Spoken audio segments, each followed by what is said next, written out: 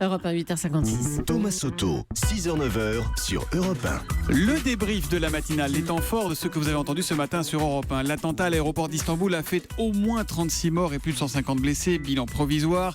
Comment la Turquie va-t-elle se réveiller ce matin après un tel drame? Écoutez le politologue Ahmet İnsel, il était avec nous à 6h45 en direct d'Istanbul. Ici, il y a tellement d'attentats, il y a tellement de morts de différentes occasions à cause du problème d'affrontements kurdes, des attentats successifs, des forces de l'ordre qui sont tuées.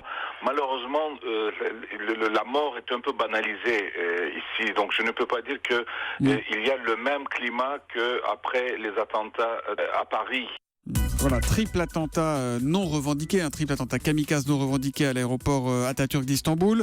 Mais Daesh peut-il être responsable de cette attaque? Écoutez l'analyse de notre spécialiste Didier François, c'était tout à l'heure à 7h30. Le mode opératoire indique assez clairement un attentat de l'État islamique. C'est une attaque coordonnée, vous l'avez dit, menée par 3 kamikazes bardés de ceintures d'explosifs qui ciblent le principal aéroport d'Istanbul. Puis il y a 2 petits indices. Le fait qu'ils étaient habillés en noir, ils avaient vraiment ces uniformes habituels des gens de Daesh.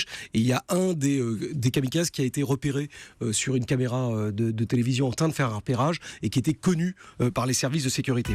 Le sommet européen de Bruxelles va se poursuivre aujourd'hui, 2e journée sans la Grande-Bretagne. Écoutez la première réaction de l'ambassadeur du Royaume-Uni en France, Sir Julian King, depuis la victoire du Brexit au référendum. Il était tout à l'heure à 8h20 l'invité de Jean-Pierre Elkabbach.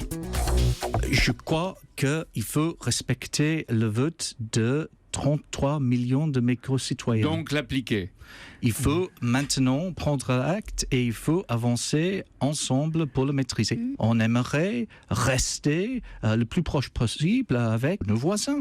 En commençant par la France. Ouais. Il ne faut pas, qu'est-ce qu'on dit en français, il ne faut pas jeter le bébé avec le bain.